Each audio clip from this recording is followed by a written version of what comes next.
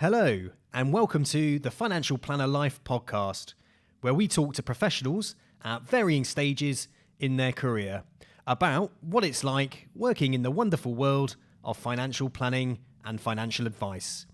This podcast is proudly sponsored by Recruit UK, a recruitment consultancy specifically focused on financial services. They have a niche specialism in financial planning, so be sure to check out their website, which is www.recruitukltd.co.uk for all the latest jobs, blogs, and industry articles.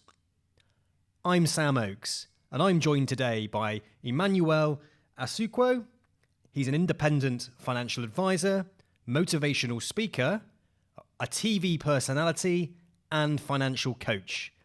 In this podcast, we talk about his journey as a financial advisor, as well as the importance of personal branding and how it's got him to where he is today. I hope you enjoy the show. So welcome to the Financial Planner Life, and I'm Sam Oakes, and today I have Emmanuel Asuquo. Asuquo, yeah. Sorry. No, close. As a guest. And Emmanuel is well-known TV personality on Channel 4, Spend Well, what was it? Save well, spend better. Save well, spend better. And also you're a wealth manager. Yes. Financial advisor. Yes. Doing this for quite some time. Yep. You're a financial educator. Yes. Public speaker. Yes. Motivational speaker. I mean, you're a master of all trades. We're trying. You're trying. Excellent. Brilliant. So the key today is just to find out a little bit about you. Yes. Find out about your career. Yep. The podcast is all about what it's like to be a financial advisor. So if someone was looking from the outside thinking about becoming a financial advisor, hopefully get a bit of an insight, the realities of it. Yeah. And also, you might find financial advisors, power planners, administrators, anybody within the industry might well be listening. Yes. And trying to learn something. Okay. So today is all about sharing and caring. No, love it. Cool, man. So, how was your week? You were at Cambridge University, weren't you? I was at Cambridge University over the weekend. That was really good. Yeah. It was just really, really nice. I mean, we'll probably get into like where I come from and my background, but I could never imagine myself, walking the halls of Cambridge, and there I was educating these really intelligent young people. Yeah. Who a lot of them have come from a 3A star background type thing, and yet when it comes to finances, they don't have a clue. And it's just so funny how, we just don't teach financial education. People just don't understand finances, and we have to kind of learn the hard way. Yeah. Like actually make our mistakes and be like, okay, don't do that again. Yeah. Unless you've got a parent who can then spend time and tell you. Yeah. So it was a lovely, lovely experience. I love working with young people because the energy, it's just a different energy because it's like that. You can see the light bulb go off in their head when they get something. It's like, oh, so I can do this now. I had people messaging me. They're opening up, online accounts to start saving and start investing. They open up their first ISA after our talk, and it was just like at the Cambridge University. Right. So how did that come about then? So let's just kind of give our listeners an overview of, because I've seen on social media. I mean, you're massively on board with social media. Yes. Probably one of the best I've seen. Oh, if thank you. I'm completely honest with you. I think a lot of financial advisors could learn from your branding, and your personal branding. Thank you. So I obviously picked up the fact you went to Cambridge University, and part of what you do is financial education. Yes. So how did that trip to Cambridge University come about? So basically, they contacted me. So that they've got the Afro-Caribbean Society. Okay. And they contacted one of my representatives to say that, wanted you to come down and speak, because they've heard me speak at other places. And for me, it was just a great opportunity to go out and speak and share the wisdom, share the knowledge. But I've talked to other universities, talked to schools and so forth. One of the members there has been to one of my events. Yeah. So she's seen my seminar, and so she was like, they're doing events. This would be a great one to do. And the turnout was good, and people really enjoyed it. So you network quite well, really, don't you? You have to.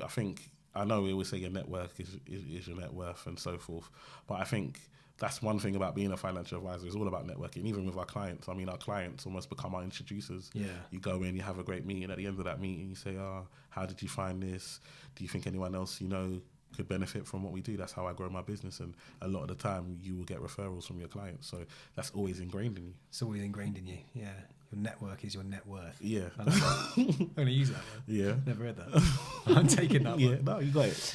All right, fantastic. So what I'd really like to know first of all is why did you become a financial advisor? When did you start thinking about financial advice as a career, and when did you actually become a financial advisor? Yeah, so I mean, I didn't even know the job ever existed. Okay. So I grew up in East London, Tower Hamlets, so Canary Wharf, and I just saw all the big buildings from my house, from the estate, and I looked out and I said to myself, I want to be in one of those buildings. Yeah. And I was working in Marks and Spencer's at 5 a.m. in the morning, just doing the normal job, but I used that experience to get myself a job at Barclays. Okay. As a cashier. Yeah. And then it was as a cashier that I developed and got really good. I had a really good manager who, taught me to be early, not to be on time. Being on time was late. Made me take home the booklets in the banking hall to read and learn about the different products that Barclays offered. Made me, get leads, talk to customers as they come in. Don't just serve them. Don't just do what they want, but actually build rapport and so forth. And so I was doing really, really well. And so because I was doing well, Barclays, once I finished my degree, they were like, what do you want to become? And so I spoke with the manager, and they basically explained all the different jobs that were out there. And I was like, I want to be a financial advisor. Obviously, there was, at that time, it was relationship manager, mortgage advisor, financial advisor, or assistant branch manager. They were the kind of things options to me. But I wanted the financial advisor. Because to me, number one, I didn't see many financial advisors that looked like me or came from my background. Yeah, true. Number two, I could tell that, in the community, it's just something that's needed. People need to know about it. So I felt like it was a different type of role because you're really educating people. I feel like with mortgage advisors, although mortgage advisors are great and very useful, people know they want to buy a house, they need a mortgage. Yeah. But people don't know that, they need to open an ISA and start investing for their future, or the importance of a pension and how that can help them retire early. They might have heard of these things, but they don't know them. Yeah. And so I felt like it was really a job where I could really help and be personable and help people, but still have a good time and have more flexibility because, you didn't have to sit in a branch. You could go to clients' houses and so forth. It was much more interactive, much more freedom. And so for me, it was a job that I thought I would enjoy. Did you have, so talk about freedom then, so you were a cashier at Barclays and you were doing your degree at the same time. Yes. And when you were up, what year was that? That was 2007, I believe. Yeah, okay. 2007. Again, a great time to enter into a trainee financial advice position. Because essentially what they've done is take you on as a cashier and they've said, do you want to become an advisor? Yeah. We're going to show you the route how to do it. Pick what you want to do. I mean, what an amazing opportunity that was presented to you. Sure, because at that time there weren't enough advisors. They needed more. It was making the bank's money retention wise. Yeah. Because they used to train us and they used to show us that a customer is much more likely to stay if they have a financial advice product than any other product in the bank. Okay. So for banks, it was almost like a retention tool as well. So if they had an investment product with the bank, they're much likely to stay with the bank. Okay, cool. And so it was just something that they needed. They had different areas and they wanted to get some more young people into it as well because obviously financial advice, the average age of a financial advisor, late 50s, I mean late 40s, early 50s, and it's only getting older now. I mean, it's only getting older. 55 now, so it's getting older. So it was one of them things where they could bring you in. Plus, cost-wise, I didn't realize because for me, from a cashier's salary to a financial advisor salary, it was a big jump. Yeah. But compared to hiring someone else outside, they were on a lot more. So again, it helped the bank, it helped me, and for them, they were big. What was big was the fact that I just finished doing my degree. Yeah. So they were confident I could pass the tests and the exams that were required. Interesting. The guest I just had on, Jade, said one of the biggest tips for somebody going through their exams was don't stop. Yes. So they've obviously caught you. Thought, well, he's in education mode. He's just passed his degree. Let's chuck another load of stuff at him and get him going. Yeah. What would your advice be to passing your exams then? Yeah, I think now it's changed. So I'm a big, because I help a lot of people. This is one of my big things as well. Okay, yeah. I help a lot of people with their exams. What, as in financial planning exams? Exams, yeah. Oh, so just need to know what route to go and the different ways. And I think you have to know what type of learner you are. Yeah. Okay, so let's be honest, in financial advice, the most respected is the CII. That's the one. If you've been qualified through the CII, you've done their exams, 99% of companies will take you. Yeah, it's the most known. It's the most known, and Absolutely. also it's the most thorough because you've got an exam in each different area. So Okay. it's the most respected that way.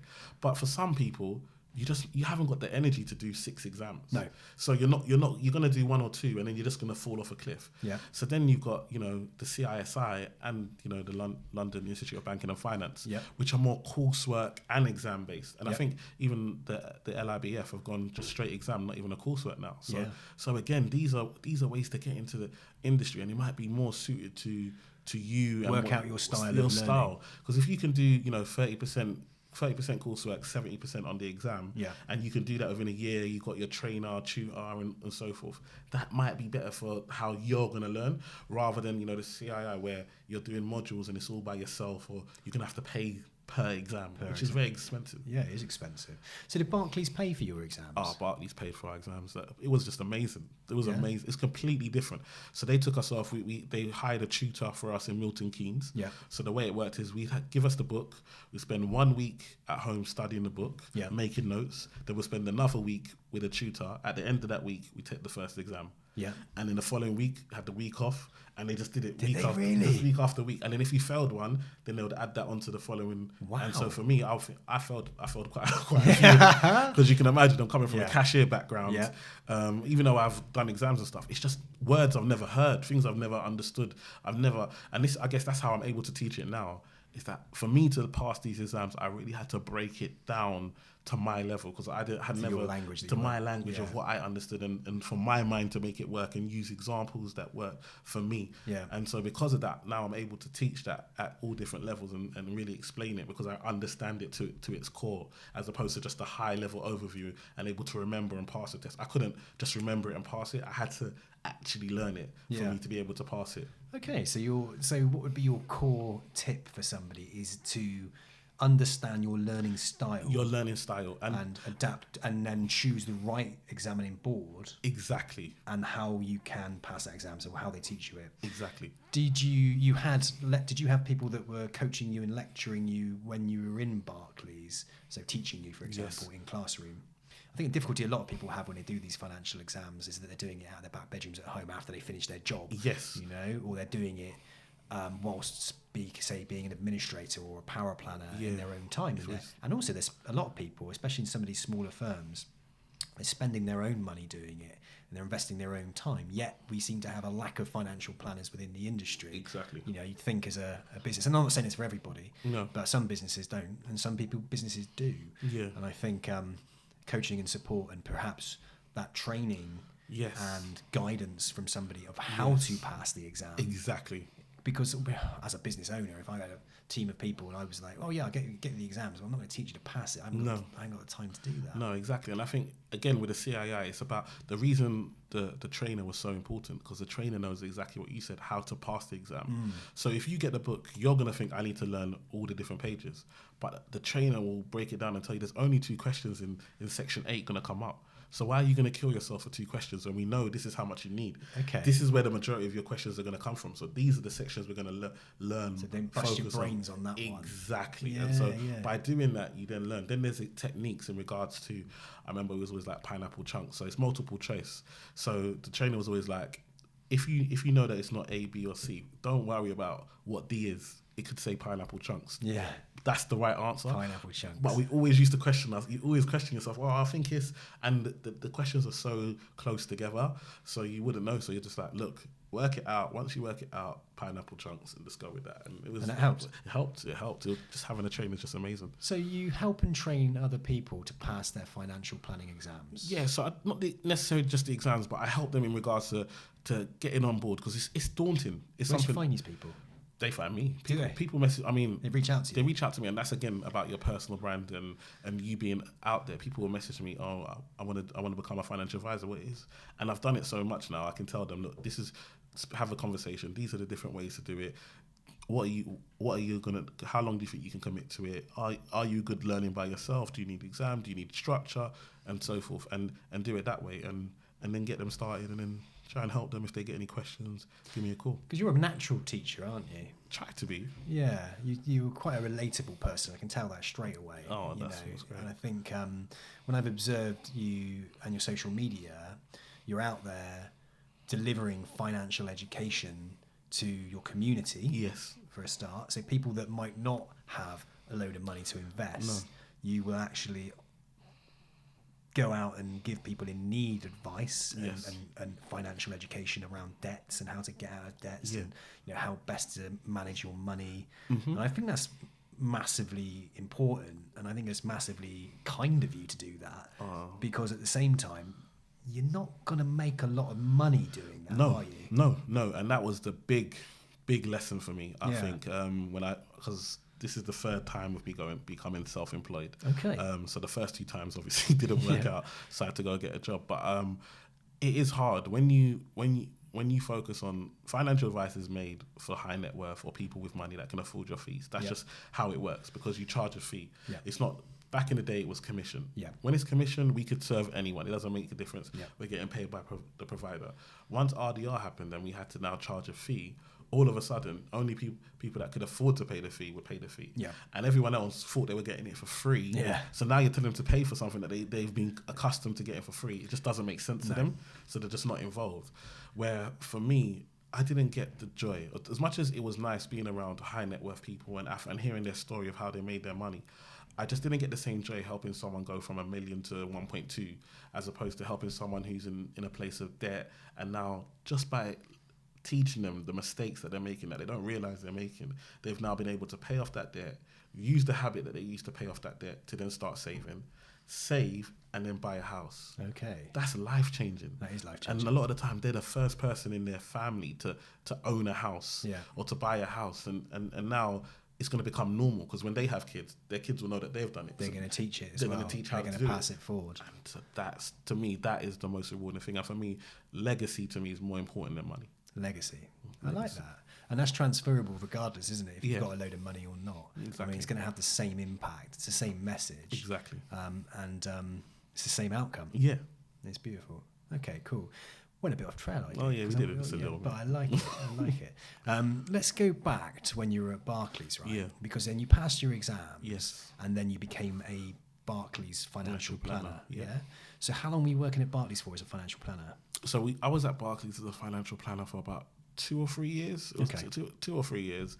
I'd been a cashier for 3 or 4 years before that, so done my time, and then basically I left. But just within a year of me leaving, obviously RDR happened, and So you left pre-art. So when you were at Barclays, did you have a good run at Barclays? It was amazing. Yeah, it was amazing, but it was all lump sum. So I would say when I was at Barclays, I was a seller. I wasn't really an advisor. Yeah, I used to sell. So we know what our products are, and especially structured products. So this is when structured products first really came to market. Yeah, and I just got it. Yeah, and I think sometimes as financial advisors, once we get something and we know how to explain it to everyone, we're giving that to everybody.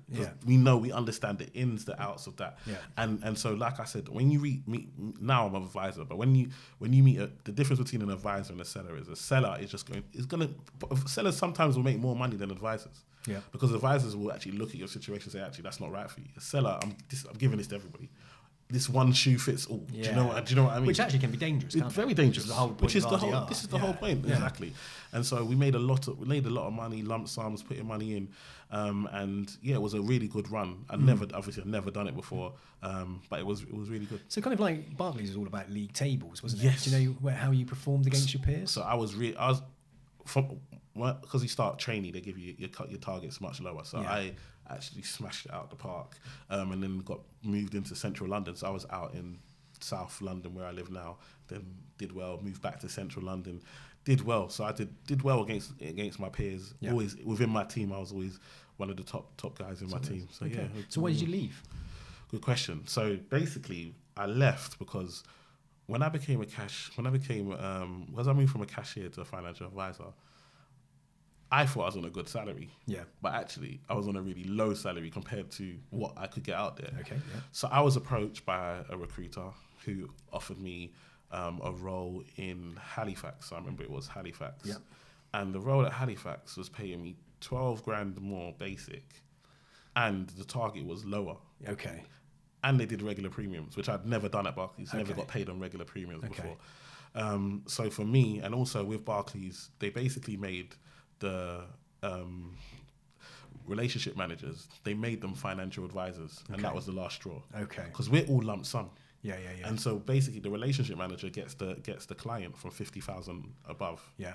And so once if they're taking all the big clients, that means you're only dealing with 50 grand and less. Yeah. Which means to hit your target, you're gonna do more work. Much more work. Kind of like a glorified personal banker. Exactly. Yeah. So it just wasn't making sense, which obviously they stopped after a while anyway, because they realized that relationship managers don't make the best financial advisors. It's just a totally different role. Yeah. And so, yeah, that's why I left. So you made the choice to leave at that point. Okay, so Yeah. it comes to the point where culturally it probably wasn't for you. The direction of the business wasn't Yeah. for you. And it wasn't meeting your needs. Yeah. You were also looking at earning some more money. You become Exactly. qualified. So you were starting to think to yourself, well, I could earn more money out Yeah. there and perhaps I could do a different job. Yeah. So you went to Halifax. Halifax. So from Barclays to Halifax, another bank assurance environment. Yeah. That was just before RDR, was it? Just before RDR. So you joined Halifax, and then what happened? Then Halifax, stupidly, and this is the thing about being young, and sometimes when you're young, you're very impressionable. And again, with recruiters, you very much trust in your recruiter. You're going to bash recruiters now, I'm not going to bash recruiters, No, but go for you it. know, like when you're young, Go for it. like I was 23, 24. I never even knew about recruiters. So Yeah. it was a friend, one of my colleagues who was looking to leave, who said, speak to my recruiter. And I was like, it's the first time I get into it. And then the recruiter put me into Halifax, but Halifax had no plan to pay for the RDR exams. Right. So I got into Halifax, and Halifax are like, yeah, we're thinking about it, but we haven't decided if we're going to pay or not. And Right. yet the deadline was looming. So then I was there for under a year, and then left to go to NatWest, who were paying for the exams. Yeah. Got to NatWest, paid for the exams, excellent, done my exams, and then NatWest pulled out the market. Out of the market. It was mate, it was such a mental time. Oh my goodness. So you can imagine, I'm running a financial advice recruitment company. RDR comes in, and all of a sudden, I predicted that was going to happen. So I was like, right, we need to step into the IFA world. We need to step into the wealth management world, because the banks are going to be kicking out a load of their guys at the moment. You know, we need to be able to place those people. Yeah. And that's exactly what happened. One by one, they just domino effect. They dropped. Exactly. And your story is so familiar because it happened to everybody. They go from one bank to another to another. And it was like, oh my God, I've just got a job, and now they're stopping it. And it's like, and people are just like, what is going on? It was just crazy. And then there was that kind of dawning of like, shit, what am I going to do? Exactly. Yeah, banking is what I know. Exactly. I know product selling. I don't know how to be an IFA, or I don't know how to be a financial planner. And I remember that kind of transition across, and people would say to me, they're not the same, Sam. No. They're not the same type of person. The type of experience. And unless you had somebody that was in a bank that had really strong relationships, that knows that if they moved across to a wealth management firm, that some people would follow along with them. The financial advice firms that are out there in the wealth management IFA world weren't really willing to take people on an employed basis either. No. There was not many employed roles. No. It was mainly self-employed, wasn't it? Mainly self-employed, and that's the mistake I made. I went to SJP. Yeah. And don't get me wrong, SJP is a great company. Yeah. But you go to SJP when you gotta have your clients. You gotta have system structures in place. I've gone to SJP with no clients, nothing. Promised, they said they'll give me all the leads. It was the worst mistake I've ever made in my life. Yeah. Not only did they not give us leads, we had to pay for the leads that they were giving us, and the leads were absolutely terrible. Was it? And then they did give us some money for a few months. You just ended up leaving with a debt, and it just left such a sour taste in my. And I think it's difficult to not get the SJP, stick out and start bashing them. No, because I think they do so much right. They do, and they're a big company, and they're allowed to make mistakes. Yeah. And I think you again, it wasn't just SJP. No. It was like people were moving from the banks, being promised the earth. Exactly. Because there was a lot of big eyes happening, saying, "Well, come to us, and you must have loads of relationships. Bring them across, of course. Come across, and in 12 months, and it wasn't happening. No. So people were joining on maybe 3 or 6 month retainers or whatever. Exactly. And they weren't bringing anything across, and they were out on their arse again. Yeah. With a debt. Yeah. With a debt. Some of it was testable, some of it was non-testable. Yeah, exactly. It was a really tricky time. It was. And I mean, now we're only starting to see more employed opportunities for financial advisors. Yeah. Like in the last couple of years. But what's interesting is a lot of those advisors that left the banks are now set up their own practices, and those practices are now growing. Yeah. So you can see who perhaps moved with long-standing relationships. Exactly. But the person like yourself who didn't hold the relationships you were selling, that's where the struggle happens. Exactly. So that must have been quite a nervous time for you. Yes, it was. You're thinking, I'm doing really well here. Yeah. Barclays, I've got my exams, I'm a financial advisor, I'm earning some good money. Yeah. Dropping out here, dropping out there. 3 different companies on my CV. What then made you choose to go down the... So SJP was self-employed. Self-employed. And then you went back employed. Yeah. So I went back employed, luckily to a lovely company called Flight Centre. That was amazing. I've never experienced that before. So Flight Centre was like financial advice, but I remember actually. But then you were like employee benefits all in one. Yeah, that's right. I remember Because that. you used to look after the staff and everything like that. It was a lovely role, lovely company.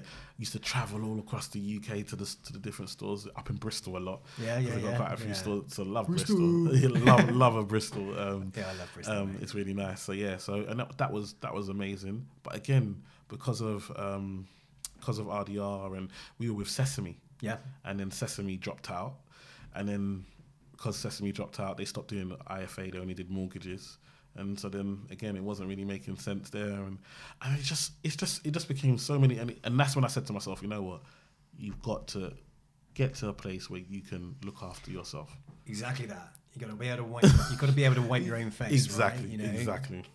Eat what you kill. And exactly. All that, Exactly. So that was the hard part, and I think a lot of people, they were so used to having leads walk through the door that they didn't actually understand how to go out and win clients. Exactly. And then, understandably, from a wealth management perspective, why would you hire somebody that can't go out and build relationships and have evidence of doing that? Exactly. And a lot of people left the industry. A lot of people failed. A lot of people couldn't carry on. And you, at that point, took it upon yourself to think, right, well, how am I going to do this? And then, so what was your strategy? Church was my strategy. That's amazing. So I go to a church, and at my church, there's the congregation's like 850 people. Okay. So I remember when I was at Barclays, I had a mentor. His name was Shane, and Shane, he was Mr. Slick. He taught me everything. When I tell you I'm a seller, I'm basically Shane. He taught me everything. But one thing he said is about your network. Yeah. And he said, luckily, the best thing about you is the fact that you look at yourself as you're an individual, because obviously I'm the only person from my background in the room. But he's like, that's your winning formula, because in your community there's not going to be many other people talking to your community about the things that you do, and so you need to go back and do that. And so I started just giving talks at churches. This is how I started doing my seminars, and I started writing down all the information that we learned. I started teaching it at churches and going from one church to another. Yeah. And this is how I started to pick up clients and started to build my confidence at speaking and talking and going out there. Yeah, so that was like, okay, great. So what was that, on a Sunday, or did you do workshops? Yeah, workshops, mainly on Saturdays. So mainly on Saturdays, do workshops. And then on Sundays, I would go to a church and then people would come at the end and talk to me like, oh, you're the finance guy. And then Can I ask you a question? Can I ask you a question? Okay. And then it would be like that. The church that you were doing it at, yes. Was it mainly, did you pick up many people of high net worth in there? Good question. Or was it mainly people that perhaps didn't have as much money? Yes. So not as many high net worth. It was mainly people that maybe got their mortgage, or they've just about to hit retirement, so they're getting their 25% lump sum and want to know what to do with that and so forth. Middle England. Middle England. But at the same time, there's a lot of them, so they know other people similar. Yeah. So whereas like they're I said, not being serviced, are they? No, exactly. The Shanes of the world. He'd have. I remember one time I was with him and he had someone post £500,000 check in the post, just $500,000. Like, do you know what I mean? And I'm like, I'm never gonna get to that level. Do you know what I mean? He just had that because he's been doing it for so long. Because he's a different era. Yeah. Do you know what I mean? He could have been my dad. That was the age gap between us. Yeah. And so he's come from a different place where it wasn't even regulated when he started. Yeah. So he had built those relationships up, whereas me, I didn't have that. So because of that, I had to go network. Then I started going to like B&Is and these breakfast morning networking things. And how did you find those? Oh, terrible. Because number one, most of the time it's a financial advisor that's running it. Yeah. So you're like, oh, I'm not going to get no leads from here. Yeah. And then other than that, if you could get the odd accountant, it'll be good. So I did find a good accountant. So it was worth it, Yeah. but you never know what you're going to get. Yeah. And so it was just like, keep going, keep Got to kiss a pushing. few frogs, I guess. You have to, because at the end of the day, I understood that if I continue to have to have someone else pay my bills, I'm not going to survive. No. In this economy, in this market, I have to be able to take it into my own hands. And so when we talk about, like, when I speak to clients about multiple streams of income, for me, that was what it was. It was multiple streams of leads. So you go out there and you're literally saying, okay, I've got this accountant here. I had a protection only advisor. So he was meeting people. So I then say, oh, any pensions or anything else come over, and so forth. And then just keep meeting people, business people, and keep building it up until all of a sudden your phone is ringing all the time. This person's got something. Then I started working with mortgage advisors who again could pass stuff over, and business people, and carried on. That's pretty cool. So you've thought to yourself, it's like a survival instinct. I had to. You had to run off your survival instincts. I had to. You had to go out, and social instincts are a big part of survival. Yes. They can be affected. Yes. But at the same time, you can affect them. Exactly. So you chose to go, right, well, what do I know? Exactly. What am I close to? How can I do the least amount of effort to get the biggest reward? And that's the mistake a lot of people make. Yeah, they think too big. Too big. I want to get that big accountancy firm. Yeah. When if I don't get it, I'm a failure. Exactly. Yeah. When you've got an uncle who knows someone who, and that's the big thing about. I know now network marketing is a really big thing, but that's what it is. It's about going to your family and saying, this is what I do. Can I help you, or do you know anyone? And if anybody you meet mentions mortgage, pension, life insurance, phone me. Yeah. Tell them about me. Yeah. And then you just go and meet people, and then when you meet someone, just keep getting referrals, but do a good job. Yeah. That's the biggest thing I can tell people. And be remembered. Be remembered, be rememberable. And that's one thing Shane used to tell me. So when I used to have meetings, if I had an office, I'd have a different scent. So the second they walk in, the room would smell different. So it's like they've gone into a different area. Yeah. Have little flowers on the table. So it's all about creating an ambience and making them feel different. And then also, I just start about knowing them. Yeah. Big thing about me, what Shane taught me is, don't start going into your fact find and everything like that. Put that down and just talk to your client. Forget the computer screen, forget all that. Talk to your client. What brought them here? Why are they doing it now? What's most important to them? What happens if they don't achieve what they think it? Really understand them, what makes them tick. Emotional intelligence. The emotional intelligence, because that's people buy people. Yeah. And when you realise that, it doesn't matter the product that you're selling. When you realise that people buy into you, nobody wants an ISA with, this Aviva or whatever. They just want to know that whatever they're doing, their money's going to be looked after and grow. Do you find as well that sometimes you're better off talking to a certain type of client than you are somebody else, and that you can spend a lot of your time almost trying to prove to somebody that you can do the job? Yeah. When actually it's like, I shouldn't be working this hard for you. I really shouldn't be working. This should be easier. We should be working together. You should be getting me and I should be getting you. Yeah. I find that sometimes, and I think, why am I working so hard to get into that space when I got a space right here that I know incredibly well? Exactly. I run a financial advice recruitment business. Yeah, I'm trying to get into a space that I got no interest in, no understanding. No. But just I know there might be some money over there. That's the thing. Not every opportunity is for you, and the thing is, there's always opportunities come.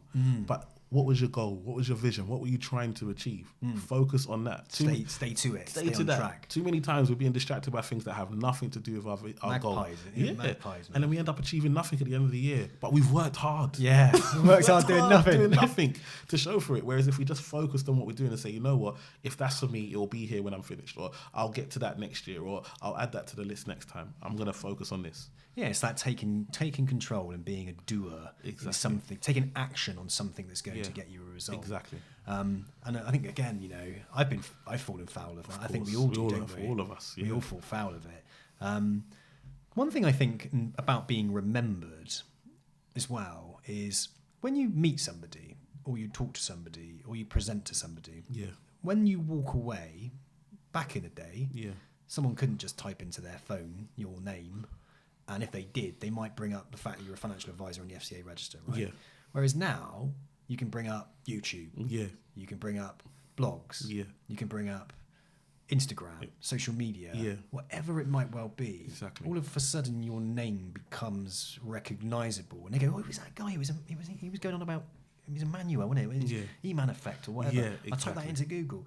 So there is a power surrounding being remembered, Yes. and marketing Yes. drives that, Yes. and brand drives that. Yes. Would you agree? I definitely agree, and I've seen the difference because now the clients that I see now, I don't have to sell to them.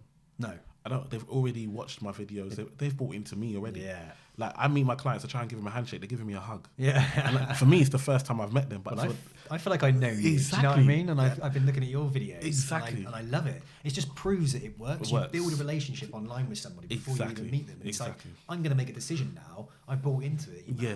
I'm going to go and see him because I like what he's talking about. Exactly. I like what he's about. You're doing that so well, mate. Thank you. Like, Thank you so you're much. building your brand. And like, we were talking earlier about how much business you've written. Okay. Yeah. Now, in respect of that, up against what you're building in marketing, Yes. and brand awareness and followers, Yeah. I mean, that's value in its own right. Exactly. I mean, like, you know, and it's about thinking, how much time am I spending on marketing and how much time am I spending on going out and writing business? Exactly. And it's finding that Balance. Exactly. But, and I think it'd be interesting, and I think you're on that tipping point. I think you're going to be on a tipping point where all of a sudden it's going to go... And that's great. Yeah, I just think I can see that happening for you because I can see your branding, I can see how it works, and I can also see how in the long term it's just going to massively positively affect you. Yeah. And not many people in financial advice are investing that much time and energy into marketing. So what I want to know is, has spending time on branding, marketing, financial education, all these things, has it taken up a lot of your time and therefore you've earned less money in the short term? Oh yes. Oh, by far. Not even close. I could be in a job. I could be in a employed role on a 60 to 80k salary, bonus. You're looking over 100 grand all in. Yeah. Easily. Yeah. And I'm not earning nothing close. I'm not earning close to that right now. Yeah. But number one, am I enjoying life? Oh, my life is so much better. Number one. Number two is the value that we're creating. I'm now creating a business that it's working. Money's coming in. The phone is ringing. Yeah. The hardest thing is about a financial advisor, and I didn't realize it until I left the bank, was seeing people. Yeah. That's the hardest thing, is to see people. Yeah. And now I don't have that problem with seeing people. No. People want to see me. People come to you. They come to me. Yeah. And they come to me, and when they come to me, they already pay. So to sit down with me for an hour, you're already paying a fee. So have you set it up in a way that they pay you a fee to see you? just to see me. Because I looked on your website, and we're going to this in a minute about it's the email effect, isn't Yeah. it? And you said, like, I offer these services. It's Exactly. £750 for this. It's so much money for this. And this is what you get. Yeah, exactly. You've turned your service into a product. Exactly. And someone knows what they're buying for their money. Exactly. And people go onto your site and they actually buy it on there. They buy it. And then it's booked into your diary. Then it's booked into my diary, and then off the back of that, we have that consultation, and then if they need a mortgage, we'll do the mortgage. Yeah. If they need life insurance, we'll do the life insurance. And pensions. It means as well, you're not wasting your time with anybody. Exactly. You're monetizing everything now, aren't Exactly. you? Your time is completely monetized. Whereas I remember being an IFA, and you're going to see a client, you might see them twice, do a report, and you don't get paid until and they might in the end say, you know what, I'm not going to do anything. Yeah. You've put all that time and effort for nothing. And that's the risk you run as an IFA with that model. Whereas now, because I've built up this brand and this name, people respect my time. Yeah. Do you know what I mean? They respect the fact that, wow, I get to Time is money. Time is money. I get to see you. And that's the thing, and that's it's very similar to like the recruitment world. You know, you do all that work for somebody, and the candidate might say, "I don't want to leave anymore." Yeah. Or when you think, "Gosh, just done all that bloody work, I'm not getting paid on it." Exactly. So we don't get paid as recruiters on a contingency basis until that person starts the job, and even then you can still get clawback on it. Exactly. So that's why I created that kind of digital recruitment solutions where I work with companies and say, right, if I'm going to do a load of branding marketing for you, if I'm going to get your job out there, if I'm going to push your proposition, then I want to be paid on a monthly basis for my time. Exactly. But what you're going to gain out of this is recognition over the long term and access to my following. Exactly. You know? But you couldn't do that if you didn't have a name that the business is respected. And that's the thing. A lot of us as financial advisors, we're kind of in the dark, in the shadow, because we're all done by referral. So it's all word of mouth. So we don't need to advertise outside. It's very secret club. Very secret club. Very secret club. And this is the thing, like, when I look at and I love the financial advice industry, 11.5 years, right? No disrespect. But it does feel a little bit secret clubby. Yeah. And I know there are certain things you can and can't say. Exactly. Right? And there's certain FCA legislation around marketing. Exactly. You know, you can't mislead people. No, definitely. Rightfully so. No. But I think personal branding and bringing your personality out, yeah. bringing the personality out of the company is just at the moment starting to come through. Exactly. You know, it's just starting to come through. But people like yourself are kind of at the forefront of it. Yeah. And I think there's a lot that you can teach existing financial advice firms about that. Yeah. And I wonder if something you should think about. Maybe. Because you are a personal brand guru. Yeah. In the financial advice space. Yeah. Within the Middle England space, if you Yeah. like. Okay. And there'll be a lot of people, I think, that would benefit from your experience. Definitely. Now, they could just follow you, couldn't they? Yeah, exactly, and see what we do, or they could have a consult. We could work out what they need to do and what they're trying to achieve and who they're trying to reach. Yeah. But for me, I know there's this kind of thing of we think, you know, as advisors, if I look after the mum and dad, and then I'll get the kids. Yeah. But I think if your kids are watching my videos, trust me, they're coming to me. Yeah, do you know what I mean? Yeah, when your videos I've been with them at their university. You just been looking. I've been at their universities. I've been at their colleges. Yeah. I've been with them.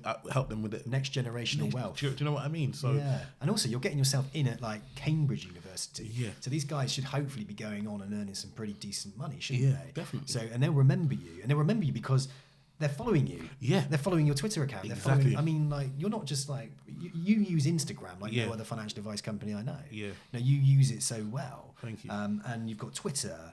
LinkedIn, Yeah. like, there's not many financial advisors that put out content that get regular likes and shares Yeah. and all of that, and you get a lot of likes and shares on there. So your branding and your content, I think, is awesome. Yeah. And I like what you do as well, is you video everything. Have to. Yeah, so all video. And that's expensive. And I told you, I've got a Yeah. videographer, I've got to pay them. Doing it now, you know. Every time I go out and do something, I have to pay someone to come Yeah. and video it and get it done professionally. But that's me investing in myself. Yeah. And that's it. And one thing financial advice has taught me, you have to make money, you have to spend money. And Yeah. and so for me to get my branding out and get the things out the way I want it, I have to invest in having the video and it being seen. Because at the end of the day, we're visual people. Yeah. Do you know what I mean? And as much as you can tell me how great you are, and if I can see that you're actually out there and you're really there, Yeah. you can.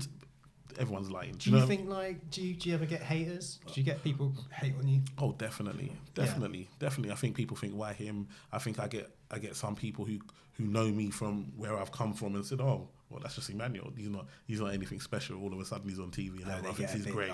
Yeah, do you know what I mean? But at the same time, I don't mind. I'm only me. And also, I know that there are a lot smarter financial advisors than me that will have all these different methods and stuff like that, and they're chartered, and I'm just little old diploma me, and I'm out here like I'm the face of financial advice when I'm not even chartered and so forth. But how do you? Okay, that's actually really true, and that's the type of thing that stops somebody from putting content out. Isn't it? Of course. So how do you cope with that? How do you because there are guys out there in financial planning that have probably been doing it for a long time. They're probably looking at you thinking, who's this guy on the block? Yeah, who's this exactly. kid on the block? Exactly. How do you, within yourself, deal with the concept of putting yourself out there and not letting your instincts take over? On Instagram it was easy. On LinkedIn it was the hard. So recently I've been putting stuff on LinkedIn. I'm so scared to put stuff on LinkedIn because all my old colleagues are on LinkedIn. All my old managers. Do you know what I mean? So it's like these are people. LinkedIn is for me. I've been doing LinkedIn for years. Before Instagram even existed, I had a LinkedIn account, and I've been adding colleagues and clients that I've met on the way and professionals and building that up. And so I was nervous if I put this out. But then I realised, Emmanuel, what you're saying is the truth. As long as you've fact-checked what you're saying and you make sure that what you're saying is correct, then nobody can't say the facts are wrong. Those are the facts. If they would deliver it in a different way or say in a different way, that's fine. And in regards to the whole qualification thing, if I ask anybody on the street who's the number one financial advisor, they're going to tell me Martin Lewis. He is not qualified. Do you understand? So it shows that to be a financial advisor, really, You've got to be a celebrity. In this world, you don't have to be qualified. We understand the importance of being qualified, and we put that on our heads. But the public don't. The public just want to know what savings account should I open, or how can I save money here, or how can I do? They're just at that level, and so Do you think, how old are you? I'm 34. 34. Yeah. So do you think, within financial advice space, that younger financial advisors, so let's say, for example, you come straight out of university, there's some universities you do a level 4 qualification. Yeah, exactly. You go straight into financial advice, right? Yeah. As in, I want to be a financial advisor as soon as I leave university, right? Mm-hmm. Do you think it's more difficult for somebody of an age of, say, 21 to sit down with somebody who's 60 or 55 to talk about wealth management? Do you think there's a difficulty there? Do you think that's a struggle we have in trying to attract younger people into the industry? It's hard. I didn't find it difficult. I was 22 when I started as a financial advisor, and I didn't find it difficult because you know what? A lot of the clients understand. Yes, I'm not teaching you about if someone's 60. They've been they've been investing for before. They understand that. Yeah. They're not here for me to tell them the ins and outs of investing. What they are is what structures, what wrappers they need. How do they make sure they can pass that down to their children? These are things that they don't know, and I do. Yeah. So I think also they like your energy. I think for me, when I used to go to, especially you got the old lady's house and get tea, biscuit. Listen, I've got a grandchild just like you. They're happy because they're thinking, I wish my grandson was doing something just like you. And so they just want to support you. And I had nothing but love and support from people much older than me, just happy to see a young person. So what you put out, you get back. You get back. And if you and that's what I said, if you're genuinely interested, and that's one thing all my clients will always tell you, Emmanuel really cares. They know I really care. And if you really care about someone, then even if they think you're a bit too young, they're going to give you a chance because that's human nature. Most people are nice people. Yeah. Do you know what I mean? And at the end of the day, when someone's come in for a meeting with you, that's a sign to show you that they need some help. Yeah. And if you can offer them help, then they don't really care how old you are. Just help me in my situation and show me you care. Yeah, I get it. Totally. That's really cool. It's a good answer. I like that. Let's talk about the lack of black people in financial advice. Can we talk about Yes, we can talk about it. Let's talk about it. Let's talk about it. Let's talk about it. I mean, there aren't many black people in financial advice. No. Or many people of colour in financial advice at all. Why do you think that is? Oh, it's a good question. I think it's a lot of different things. Number one, like we said in the beginning, financial advice, no one grows up saying I want to be a financial advisor because no one really knows it exists. Yeah. You want to be a doctor, a lawyer, and do you know what I mean? Even if you think banking, you want to be an investment banker, you want to be a fund manager, an analyst. You don't think to be a financial advisor. Okay. So someone has to tell you at some point that this even exists. Right. So I think, and like you said, because financial advisors are not brands, like you see what I'm trying to do now. That's general as well across anybody of any colour. Exactly. Yeah. So just in general, it's just not that easy to become a financial advisor unless you've met one or heard of one before. Yeah. And so I guess what I'm trying to do in opening this up is now I get messages from young people all the time like, how do I become a financial advisor? Or because they've seen me, they know it exists. You're a positive role model. I'm a positive role model, so they know it exists. So that's number one. I think number two is that, again, culture-wise, in the community, again, is very focused on being a doctor, lawyer, especially I'm from an African background. Yeah. So it's very much being a doctor, lawyer, that type of thing. So it's not necessarily you don't know the route to becoming a financial advisor. When you have a careers day, no one says, this is how you become a financial advisor. This is the route you need to take. And so I guess that's changing now. And so more people know about it. I think number three is the unconscious bias, as in the people that are hiring are going to tend to hire people that remind them of themselves. Okay. Because if I'm a financial advisor and I've got my own firm, I've got my own company, and I've seen a certain type of client, and now I'm going to retire and I'm going to hire someone to take over that client bank. Yeah. I want someone who matches me. Yeah. Okay. And that tends not to be someone from a black background. Yeah. So again, I've had it, and people might think, oh no, this is not true, but I've had it. I remember when I was in Barclays and I was going to look after an area in Kent. Yeah. And one of my advisor colleagues was like, be careful out there. They might not like you. And I was like, what are you talking about? Because obviously I've lived in London my whole life. Yeah. So like it's different. You just live in a bubble because you're in London. So the second you get out to Kent, it's like, oh yeah, you might receive racism from. Not that I ever did, but it was that kind of feeling. Even for someone to say that. For someone to say that. It's a thought process in that person's head. Do you know what I mean? Yeah, yeah. And so, again, and then I've worked in companies where, I had a company that, let me go. And I know the reason they let me go is I just didn't fit in. Okay. Because I was the only one like me, had the thoughts like me. And it just, I didn't go do the things that they did in the way, because I'm not from that background. And sometimes regardless of colour, that's just the way it is. That's life. I've had to let people go because they don't fit into the culture. Exactly. It's not good for them and it's not good for me. Exactly. I totally get that. And so you do a lot of work within the black community. I do. And you do a lot of free financial education and haven't you? So helping them with their debts or credit cards or building wealth and thinking about it in a different way. Yeah. From doing that work and from being that positive role model and giving back, do people come to you and say, how do I become a financial advisor? Yes, people do. I have that a lot. Yeah. Because it's something that now, I guess when people really respect you as what you do, they want to become what you do. And so I've helped. That's the point of it, isn't Yeah, it? exactly. And so That's the point of being a role model. A role model, exactly. So I've had quite a few of my young people, especially from church, that have gone on to become mortgage advisors, done the financial advisor qualification, worked at the VIR in the UK and abroad and so forth. And it is something that by doing it, you help them. But for me, that wasn't really the goal. For me, it's about changing the perception. It's really about showing them that, you know what, we can come from where we come from and you can still be a professional and still be cool. I think there's this whole thing of if you become a financial advisor, or if you become take a certain, all of a sudden you're wearing a suit, all of a sudden you've forgotten where you've come from, or you can't be down anymore, be hip or whatever it may be. Stop trying to bet yourself. Exactly. And so it's that negative, it's these negative connotations that keep us down. So for me, I remember when I got my job at Barclays, for the young people, it was we got a BMW. So I got a BMW 3 Series, 2008. And for them, they said that was the only other person they know that drives that car is the local drug dealer.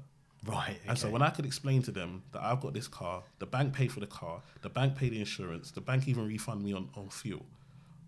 Out in my church, literally 70% of them went and did accounting and finance degrees because that's the degree I did. Because they saw it. Okay. Do you see, that's the difference. And so when you can go out and then come back and show them, look, I'm just like you. I'm from where you're from. You know me for how many years, but look at the life I can live. So we need more women in. We need more women in finance. Much more women in finance. There needs to be more inclusivity, isn't it? Yes, that's what it definitely. is. It's inclusivity. Definitely. We need more people of colour. More inclusivity, basically. We don't want to make a big deal out of it. What we need to do is look at what is in place at the moment and raise profiles. Yeah, definitely. I think we don't. There needs needs profile. To me, your profile is being raised. You're raising it. Yeah. And then you're doing so much giving back to your community. I think it's awesome. Yeah. I mean, like, that's really good. But the only knock-on effect is that people respect you. Yeah. And then they're going to tell their mates. You put a load of video out and a load of content out on social media. You're on YouTube. You've got your website. You're on TV. Yes. You know, we're going to talk about that. Yeah. I mean, like, that in its own right is positive role material. I think, you know, I can't think of any other, apart from, is it the Halifax back? Yes, what was his name? Howard. Howard, yeah. Yeah, with the glasses, yeah. Do you know what I mean? Yeah, it was yeah, like, yeah. it was a bit like, Yeah.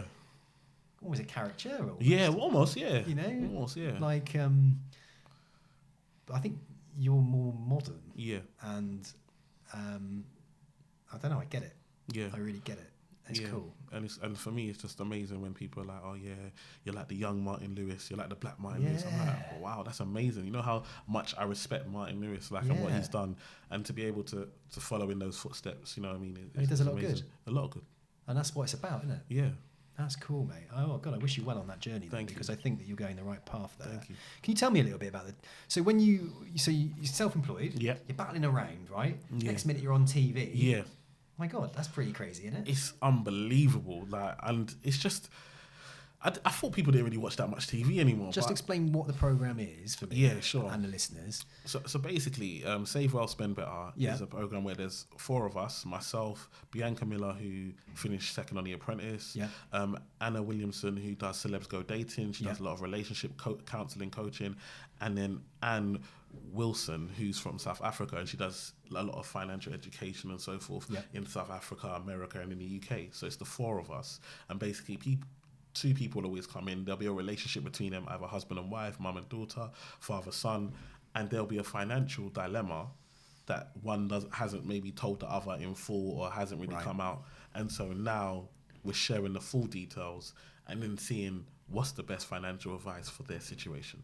So at the same time, you're looking at their relationships with each other. Exactly. Relationships with money. Exactly. And they haven't really been honest, have they? No. By the sounds of it. Yes. There's a bit of drama. So you've got to deal with that side of it. And a little bit of a reality check, I can imagine. Yeah, and it's funny how, you know, we could be so close to people, but we won't talk about money. I mean, we'll talk about boyfriends, ins and outs, whatever it may be. The most glorious stuff we'll talk about, but money, we'll just keep that one. Yeah. We'll keep that one on the low. And that's so true. Like, it's like with British, isn't it? You know, we shouldn't be talking about money, and it's like, well, why aren't we talking about it? Because, you know, people get themselves into debt really young. Yes. You know, and people don't really understand the art of investing. No. Imagine if you taught people what compound interest when you're in school. You taught people about loans. You taught people about credit cards and bank accounts and how to buy a house. Exactly. What it actually means. Exactly. And, you know, where that money is invested. Exactly. I mean, perhaps when I was 12 years old, I put it in front of me. I might have enjoyed it. Yeah. I run a business now. Yeah, exactly. Perhaps I was really more interested in that than learning about the wild, wild west. Of course. Do you know what I mean? I mean, I haven't used Pythagoras theorem since I left school. Do you know what I mean? Yeah, So, let's give some people some actual tools that they're going to use in real life. yeah, exactly. So that's that program kind of crosses that path. So how did you end up going on the program? So basically, they contacted one of my friends through Twitter. Yeah. She auditioned, and then they asked her, does she know anyone else who does financial education like she does? And she was like, yeah, Emmanuel. Yeah, and then they had a call. So the first call was like an hour. Yeah. Then I had a second Skype with like the executive producer. So that was like 2 hours on Skype recorded. That then went back to Channel 4, went back to Lloyd's, and then they didn't agree that. Then we had a day where we all came in around the table just talking.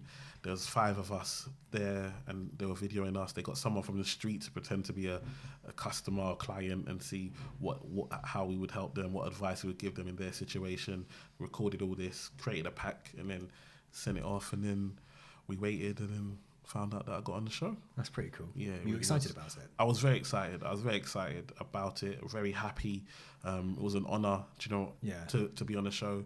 And for me, the reason that 2 things was really important for me. Number one was to be on television as an expert, as opposed to being a rapper or a footballer. Not that there's anything wrong with being a rapper or a footballer, but that seems to be the kind of entertainment type way that we always seem to go. So to be able to actually be on there as an expert, as a person where you're coming and you need to get knowledge from me or from a person of colour was really important to me, number one. Where people don't share as well so much, but say within their family. Exactly. And there's somebody of colour on TV. It doesn't have to be of colour, but somebody on TV talking about the normal problems that somebody might be burying deep inside of themselves. Exactly. And you're there and they're thinking, oh, wow, great. You know, yeah, positive. And then number 2 was just, my children watched it. And to have them be able to say, Daddy's on television. So to them, it's normal. I mean, growing up for us, it's like there were only 4 channels. There weren't even Channel 5 when we were kids, you know what I mean? Yeah, I remember Channel 5 came in. And so it was like, it's only 4 channels. So it's so disappointing, man. And the only person of colour you saw on TV was like Trevor McDonald on the news at 10. Oh, I love Trevor. So, yeah, good Trevor. And so it was like now to be able to see that, or Ainsley Harriet or these type of people. So to now see someone there, and I feel like the show is quite hip. Channel 4 is quite a relaxed, Channel 4 is a good channel. Edgy type channel, which is a great channel. Yeah, pushing boundaries and so forth. So it was really an honour to be on. So I was really excited to do it. Top man. So hopefully more of that in the future. Hopefully more of that in the future, and we're looking at other stuff as well. Potentially, podcasts, radio, obviously talks. So I'm in talks going around more universities, more colleges. This is just me. So you putting that personal brand out there. So that's again, it's a stepping stone, isn't it? Let's get back in time. What can I do to win some clients? Okay, I'm going to look at what I've got. My church. Yeah. So now I'm going to start delivering to my church. You probably stood up in front of your church, cacked yourself. Of course. And thought, what am I doing? Yeah. You took that plunge and that risk and that step outside of your comfort zone. Yeah. And as time went on, you were probably giving away advice. Yes. Yeah. How long were you giving away advice for? Doing talks for free. Knowing that you're adding all this value to the audience and you're getting nothing. You're getting nothing for it. So you're putting all that good out, all that effort out, and you're putting it out there into the universe. And it's coming back to you, isn't it? Yeah. It's coming back to you. Yeah, exactly. And you're building a following. Throughout that time, you were giving something, someone would follow you. I like E-Man. He shares his information. Exactly. With me. I'm going to follow that guy. So you started building your content, building your personal brand, getting yourself noticed, getting yourself out there. Then the TV came along. That added to that. So all of a sudden, you were beamed into millions of viewers' homes during the day. And I mean, what an amazing exposure that is for you. Definitely. But not only that, you didn't just leave it at that. Then you capitalised on that. So you set up the E-Man Effect. Yes. Yeah, your business, the E-Man Effect, which is your financial advice business. Yes. And financial education company. Yes. So you're still following on that financial education. Yep.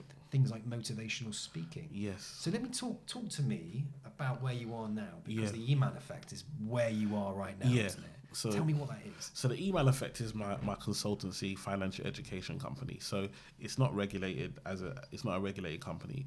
However, I do have a regulated financial advice firm as well. So what I do for the Email Effect is I give talks, like you said, motivational speaking. We do stuff online, and we really try and help and have an impact. So that's why it's called the Email Effect. It's about having the effect, and that came from people who I'd helped in the past, and they'll be like, oh, I've just bought my first house, or I've just paid off all my debt. That's the Email Effect. Yeah. That's what people used to tell me, and I was like, you know what, I'm going to keep that, and I'm going to use that, and that's going to be the name, because that's what we want to do. We want to have an effect on the nation, and an effect on people. So, and then it had my name in it, and that was the importance, because you know what, before my old company was called Noir Excel, and people didn't know my name. They always called me Mr. Noir. Yeah.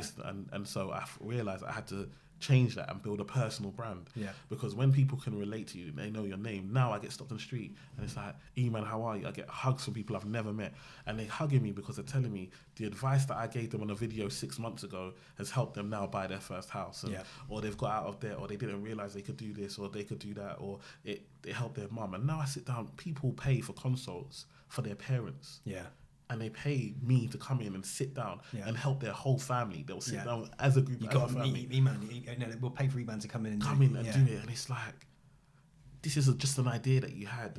And it's so important to believe in yourself and get out of that comfort zone. I took acting lessons. Okay. So I used to do acting at my church. So we used to do a lot of acting and drama.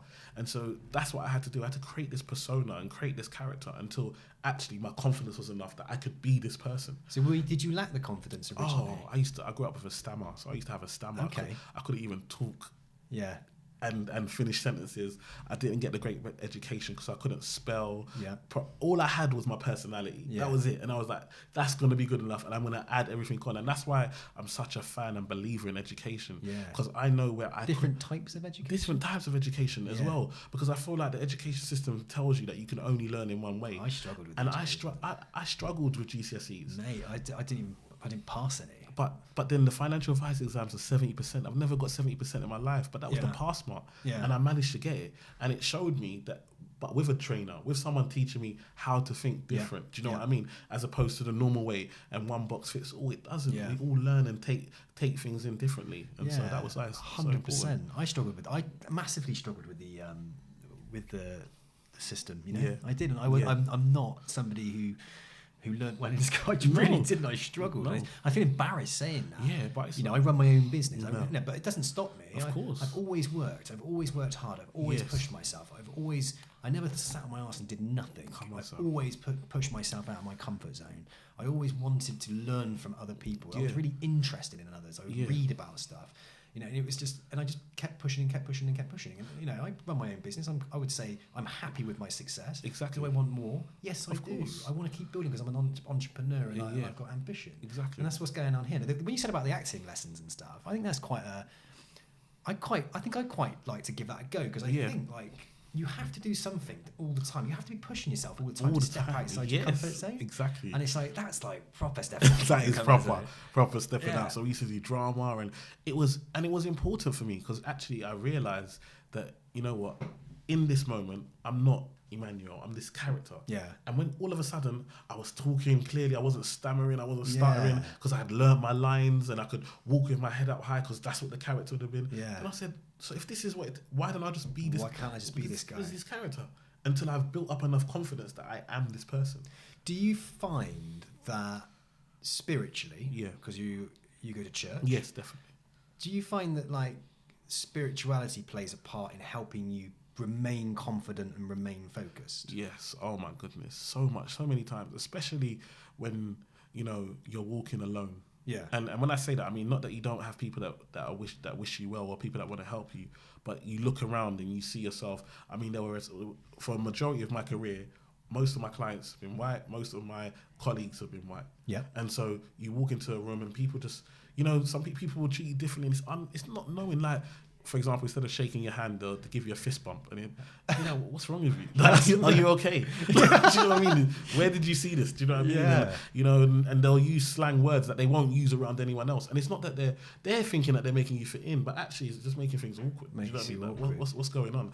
And so, especially when you fail. Do you know what I mean? And sometimes that failure makes you not want to try again. Yeah. That failure makes you say stop. But what you have to realize is that it's not really failure, it's a lesson learned. Yeah. And now you know how to do that thing that much better. And when you look at people like Einstein and these type of people and what they were able to achieve now they go down as, you know, the brightest minds. But at the time they were laughed at. But yeah. Do you know what I mean? They failed numerous times. Numerous times. And so through that we go on. And now what I was going to say for you in regards to what you were saying in regards to school is that a lot of people go through that. Yeah. But you know what? The person you are today is because you've gone through that. Yeah. And maybe if you were great at school, you wouldn't have achieved all that you've done now because you wouldn't have thought you needed to because you had that. I mean, like Richard Branson, like, Come on. had like 3 GCSEs or something, you know, and really struggled. There's so many people out there that go on to be incredibly successful, but they didn't fit into the education system. And I'm not saying, you know, it suits a lot of people. Just you know, not everyone. but not everybody. But it does build a kind of lack of confidence in you, Of course. and a competitiveness, Yes. which I'm with. You know, if I'm looking at somebody I know who's gone to university, had the best of this and the best of that, and I'm looking at them and I'm earning more than them, or I've built a business bigger than them, I don't know. There's something in me that was happy about that. Of course. But at the same time, was it really making me happy? So until I found that kind of inner peace, if you like, then I was just like, now I feel quite comfortable looking at my instincts as an object, if you like. So do I want to earn loads of money? Do I need a big house? Are these the things that make the man? Come on. Not Exactly. at all. Not What at makes all. the man is finding happiness, is finding the ability to be able to share with other people your experiences, exactly. love and compassion. And I think, so when you talked about your spirituality side of it, I'm going on a spiritual journey myself. Okay. And I get it. Yes. I'm not religious. No. But I get it. The higher state of consciousness, Of course. you know, it's beautiful. When things bad can happen to you, but you can see that you know what, God has a plan. You know, when you can Yeah. sell yourself that, it's like, okay, Yeah. it's in His plan. I'm not relying on myself. Yeah. I understand that somebody else has a plan. It's happened for a reason. Surrender. and you can move forward. Yeah, and surrendering, accepting that this is the way it is. Exactly. And stop holding on to To it. things that are false. Yeah. Because it's not going to make you happy. What's going to make you happy is the ability to check out where you are going wrong and learning from it. Yeah. Bless them in the lesson. Exactly. Cool. Good. I'm pleased about that because I can see that in you and I like it. It's Thank lush. you. I love it. Thank you. Lush. That's Lush. That's a very Bristol. Bristol. That is definitely Bristol word. So, okay, great stuff. So, the E-Man effect. Yes. You've got that set up. Financial education, motivational speaking. You're giving full financial advice. Obviously, you're a wealth manager. You've created a lovely charging structure and a product. Yes. I've noticed global domination on your website. Yes. I mean, you're interested in bringing the E-Man effect globally. Yes, definitely. How's that going? It's going well. I mean, I'm planning to talk. I'm planning to talk in Africa this year. I've got a talk in Europe as well, and potentially we're in discussions for one in America. So Wow. Again, it's out there, and I'm telling you that I do a lot of consults to people that are not in the UK. Yeah. And because I've created a product that's online, and because we're using systems like Zoom. I was speaking to someone the other day in Lebanon. She works for the UN. She's British, but she works for the UN. She's in Lebanon, and we did a consult over Zoom. Helped her with her finances, helped her understand how she can get a mortgage, gave her a plan, told her how much she needed to save, what she needed to do, how we went through her budget, saw the mistakes she was making, how she can cut it, how she built a plan for her. Everything Excellent. you needed to Everything do. she needs to do. Speaking to another woman in Texas, Yeah. again from the UK but out there, and so I'm here. I'm in the UK. I'm in London, but I'm able to have this impact across. I get people from, especially Nigeria, because of my name, and they see my surname and they know I'm Nigerian, and they message me and ask me for help on this and situations and that, and try and motivate other people outside. And it's just amazing to be able to do this from this point. And I guess that's the difference with building a brand, is that financial advisors are helping people every single day. Yeah. But the way I do it, the world knows. And you're moving with the technology, so you're thinking ahead. You are thinking ahead. You know, as much as you are in the present moment, helping people in the now. Yeah.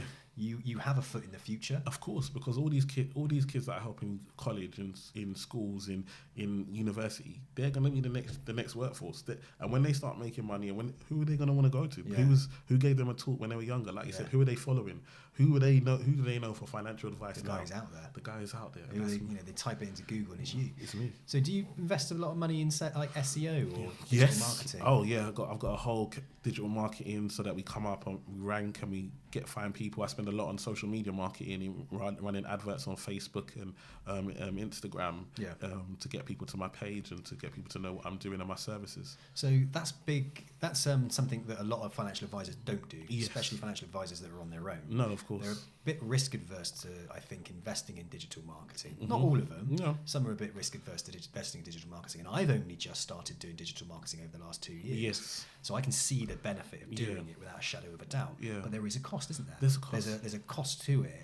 And it's difficult to track the return on investment in every aspect. Yeah. So unless you've got, say, you can track it on Facebook or you can track it on, the Facebook advertising account or Google AdWords, or the SEO impact it has on your website for visitors. You might have a form, you might have some download pages, you might have some landing pages and use HubSpot or whatever. Yeah.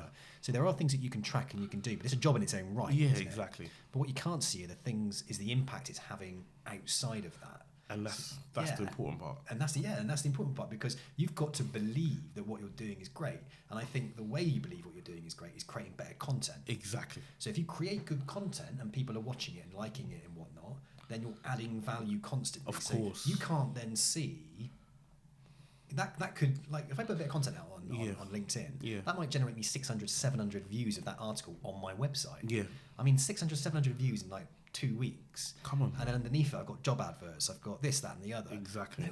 I've got a little chat bot that pops up and says, hey, how you doing? Yeah. I mean, it generates leads. It's an inbound marketing strategy. Exactly. It's not going to win me all my business, no, but it's going to add value to it. And then the long-term strategy is that I'm building relationships virtually, online, digitally.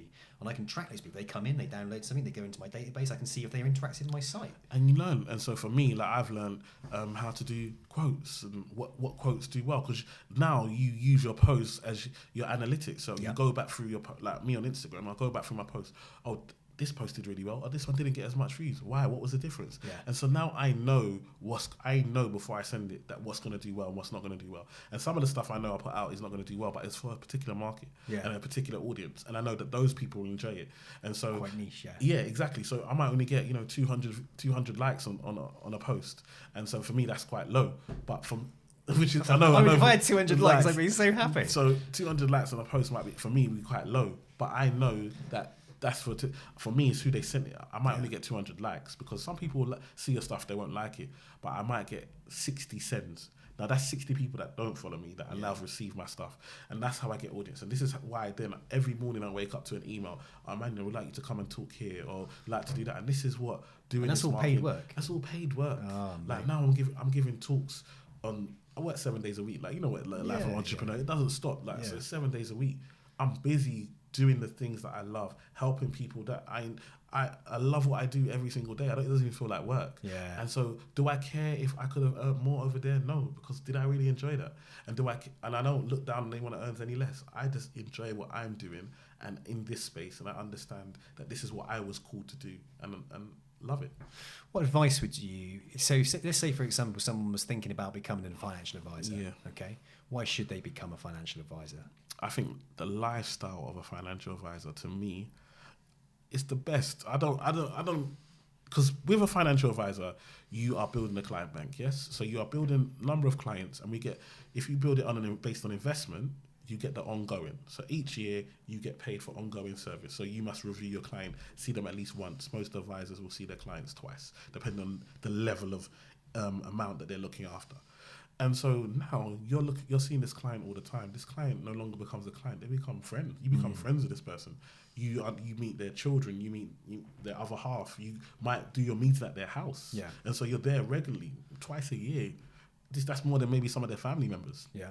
All of a sudden you're invited to weddings and so forth. So now you might build a portfolio of, let's say, 50 to 100 clients, depending again on the average value of each client, and then that's it.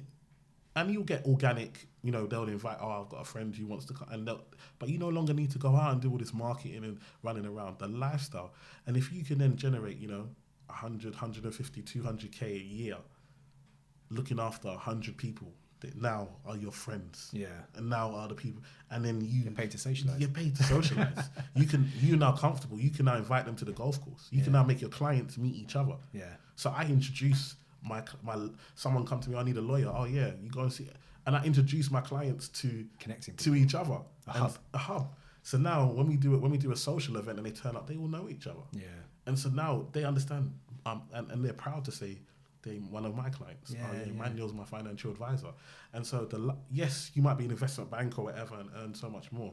But like I said, if you've only got 100 clients and you divide that by the week, that's 2 clients a week. Yeah. On average. Yeah. And obviously some weeks you might see 3 or 4 and others you might take off.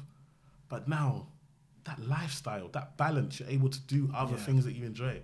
Whereas you might be a fund manager earning 300, 400, but how many hours are you working a day? Yeah. How much soul are you giving up? How long can that last? Because remember, a financial advisor, you can carry on thinking 60, 70, 80, getting ongoing. Well, it's great because you get older with your clients. With your clients. Yeah. So as they get older, you get older. And so their life events happen when your life events. And then you bring in some young people to manage the smaller clients that you have, and you still get paid off that.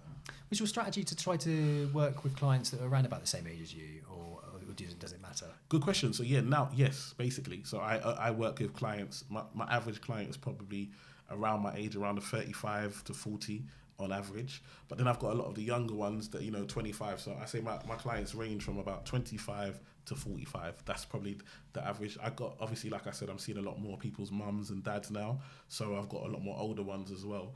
But my target, if I'm saying on social media, who am I targeting? That's 25 to 45. That's true. And as you know, on social media, you can be that specific. Yeah. You can actually target people in that age range. That's what, when some financial advisors I talk to don't quite know how to use LinkedIn, and I sort of express you do realise that you can target market people within specific job roles, which means that you know how much they earn because of the average salary of those. There are tons of businesses that are trying to sell to your typical type of client. Exactly. So perhaps you can work with them on an introducer relationship basis. Course. I mean, your whole network is there. It's there. And, what you need to do is build that audience for free while you can. Yeah, because it must change. It's going to have to change. Man. Well, the algorithm's changing all the time. All the time. I stick out like a hyperlink, right? I got 15,000, connections. I stick out now, and I get 100 views. Yeah. Now, because they don't want me taking people off their platform. Exactly. I put a video on there natively. Boom. Yep. It's 5,000 views. Yep. It's just crazy. It's crazy. So I pop an article on the article part of LinkedIn. Yeah. It gets like 30 views, but 8 likes. Yeah.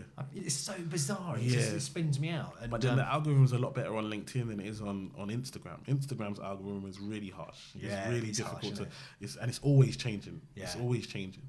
So I think the best thing I like about LinkedIn is that, you follow those that are connections. Once they like it, their connections see it. And so forth. So I get posts that I've posted 2-3 weeks ago that still getting liked today because a whole new audience is seeing it because somebody else has liked it. And who manages that for you? Who manages your Instagram and that for you? I run it myself. You do it yourself, do you? But I didn't in the beginning. Yeah. I had to pay professionals a lot of money. I was paying £350 to £500 a month for somebody else to manage that for me.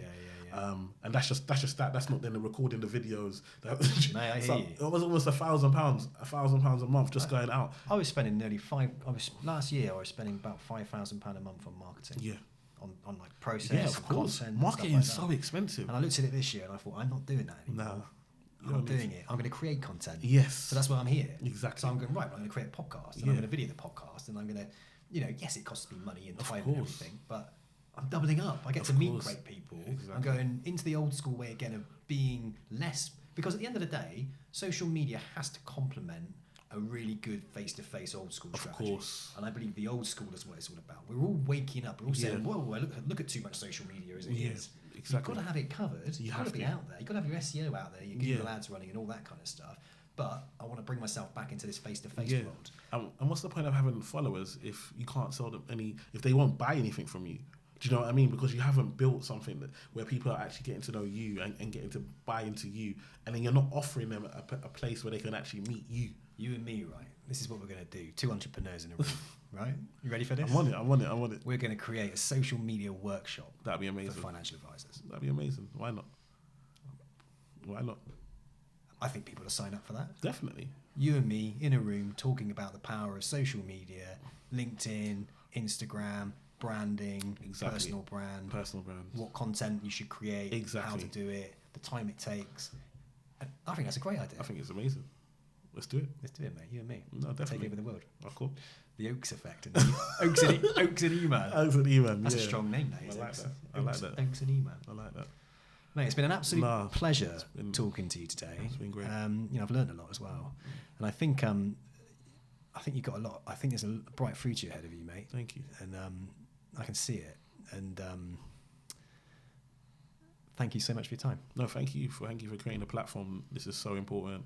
It's so needed, and that's why when you said it, I was like, I have to be here because it's so important for us to share, because that's how we grow as people. That's how we learn from different people's experiences, and that's one thing I've always learned in my career is if I can learn one thing from you, then I'm 1% better off, and keep doing that, and that's how you better yourself and grow. So let's see if we can get 200 likes for the Financial Planner Life when we release your video then, yeah? Yeah, let's do that.